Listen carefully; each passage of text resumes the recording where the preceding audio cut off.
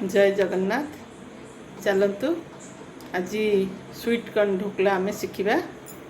तो से ढोकला मत कौन आवश्यक सामग्री देखु। यहाँ मुझे स्वीट कॉर्न रखी मु गोटा स्वीट कॉर्न आणिकी छड़े सफा करके फ्रिजर में रखी थी।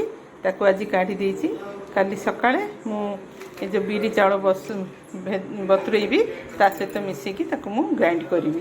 तो मत ढोकलापाई एठी मु गोटे एक कप्र गोटे कप चाउल नहीं गोटे गोटे कप ढाली ये गोटे कप देली। ता सहित वर्तमान मु बुट डाली देवी।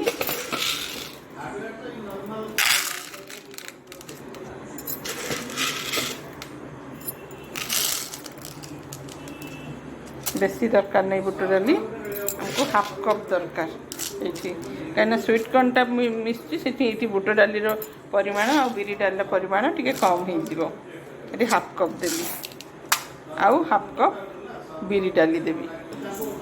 तो आउ ये हाफ कप चोपा छड़ा बिरी डाली मो पाखे थिला मुझे मिसाऊँ। बर्तमान को मुझे दी चार थर भल भाव धोईबी धोईकी राति सारा छाड़देवी बतुरेवाई। कल सका मुझे बाटिकी फर्मेंटेशन रखीदेवी 6 घंटा। तापर मुझे ढोकला बनईबी। देखो जो बिरी चाउल आ बुट डाली मुझे बतुरी थी ढोकलापाई सेटा बर्तमान बतुरी सारी मुझे धोई धोईकी रखी। से 2टा कंचा लंका गोटे इंचर अदा आउ कप्र कपे कप्र गोटे कप आठी गोटे कप 2 कप मक्का को बर्तमान धोईकी मुझे बिरी चाउल सहित बाटिबी। बाटी सारा मुझे रखीदेवी फर्मेंटेशन आपको मो ऊपर ओली तैयारी करी। तो मुझे सका बाटुची अभी 4-5 घंटा छाड़देवी सेमती बाटी देकी थोईदेवी। से लुण फुण किसी पड़े जिते मुझे से आउ अन्न सामग्री मिसेबी। तो बर्तमान चलते आपको बाटी देकी रखीदे। बर्तमान आपको बाटिबा एकदम अल्प पानी पड़ो। ये देखो हाफ कप पानी जो बहलिया बहलिया हम ये जमा पतला हेनी। पतला हेल्ले ढोकला हो पारनी। तेणु आपको आम बहलिया बहलिया कर बाटिबा। देखु ये ही बटा हम एति तार ये रठू पतला हेनी। एति बहल रे ढोकलाटा भल भाव हम। तो आउ थे मो 2 थर हम यहाँ 2 थर बाटी दिए। देखु ये हाफ कप भी पानी अच्छी टिके पानी से पानी ही मिसेबी।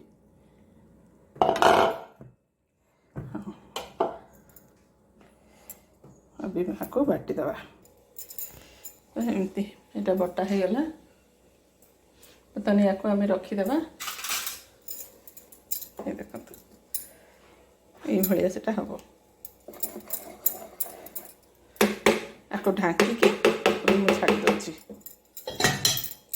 देखु घोलटा केते सुंदर फर्मेंटेशन हो पूरा केते बढ़िया फुली बढ़िया रकम से पूरा फेणी जाइए फुली जाइए। बर्तमान आम से लुण मिसेवा गोटे चामच आप स्वाद अनुसार पकेबे। 1.5 चामच पकेली।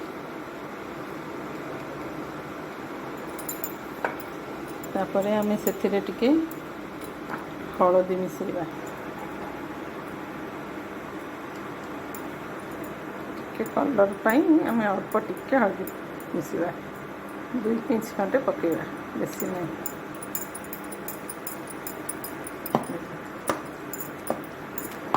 आपको सब गोटे साइड ही बुलेबे गोटे ये बुलब।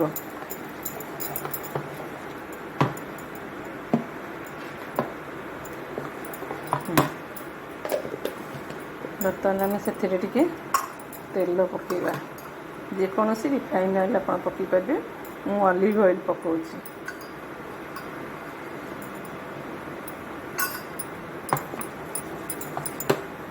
देखो बर्तमान एतिकी इन हाफ चामच इन मुझे पकई दूसरी एक्टिव करने टिके पानी चामच पानी ବାସ୍ ତାକୁ ଭଲ ଭାବରେ ମିଶାଇଦେବି। ମିଶାଇଲା ପରେ ସାଙ୍ଗେ ସାଙ୍ଗେ ଆମେ ତାକୁ ବେକ୍ ହେବା ପାଇଁ ବସାଇଦେବା। ଇଡଲି ଛାଞ୍ଚ ମୁଁ ଏଇଠି ବସାଇଛି, ଏଥିରେ ପାଣି ଦେଇଦେଇଛି। ଦେଖନ୍ତୁ ଗରମ ପାଣି ଫୁଟିଲାଣି। ବର୍ତ୍ତମାନ ମୁଁ ଏଇଥିରେ ଢୋକଲା ଘୋଳ ଢାଳିବି ଏବଂ ବେକ୍ ହେବା ପାଇଁ ଛାଡ଼ିବି 10 ମିନିଟ୍। 10 ରୁ 15 ମିନିଟ୍ ଲାଗିବ ଏଟା ବେକ୍ ହେବା ପାଇଁ।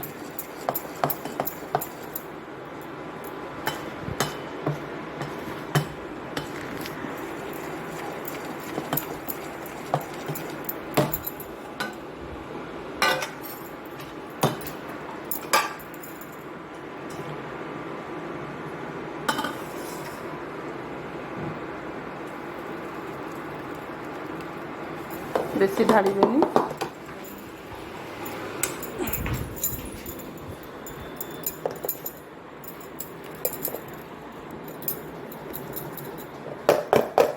ଦେଖନ୍ତୁ ଏତିକି ଚଉଡ଼ା ଇଏରେ ମୁଁ ଅଧାରୁ କମ୍ ଢାଳିଛି, କାହିଁକିନା ଏଇଟା ପୁଣି ଫୁଲିବ, ସେଥିପାଇଁ ଅଧା ଢାଳିଛି।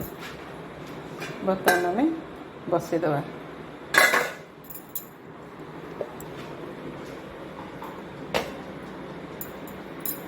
ବସାଇଦେଲି 10 ମିନିଟ୍ ପାଇଁ ଛାଡ଼ିଦେବି। ମିଡ଼ିୟମ୍ ଫ୍ଲେମ୍ରେ ସେ ବେକ୍ ହେବ। ଏଇ ଦେଖନ୍ତୁ ଢୋକଲାଟା ହେଇଗଲାଣି। ମୁଁ ଗୋଟେ ହେଇଛି କି ନାହିଁ ଚେକ୍ କରିବା ପାଇଁ ଗୋଟେ ପିନ୍ ପଶେଇଲି, ହାତରେ କିଛି ବି ଲାଗୁନି। ଦେଖନ୍ତୁ ତାମାନେ ହେଇଯାଇଛି ଢୋକଲାଟା। ଏବେ ଏଟାକୁ ମୁଁ କାଢ଼ିଦେବି। ଟିକେ ଥଣ୍ଡା ହେଲେ ମୁଁ ଆକୁ କାଟିବି ଏବଂ ପକାଇଦେବି। ବର୍ତ୍ତମାନ ମୁଁ ଏଇଠି ଗୋଟେ ଚାମଚ ତେଲ ଗରମ କରିଛି ଢୋକଲା ଛୁଙ୍କ କରିବା ପାଇଁ। ସେଇଥିରେ ପକାଇଦେବି ଶୁଖିଲା ଲଙ୍କା, ରୁହ,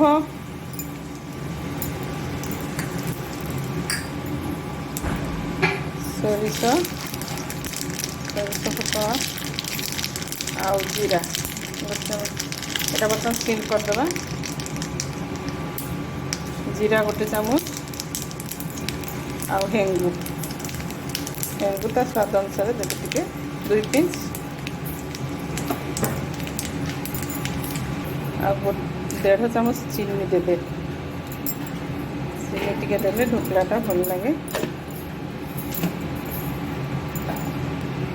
ଆଉ 1 କପ୍ ପାଣି।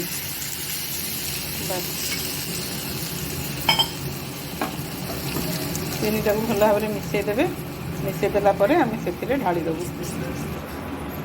ବର୍ତ୍ତମାନ ଆମେ ଏଇଟା ଏ ଢୋକଲା ଉପରେ ଦେଇଦେବା।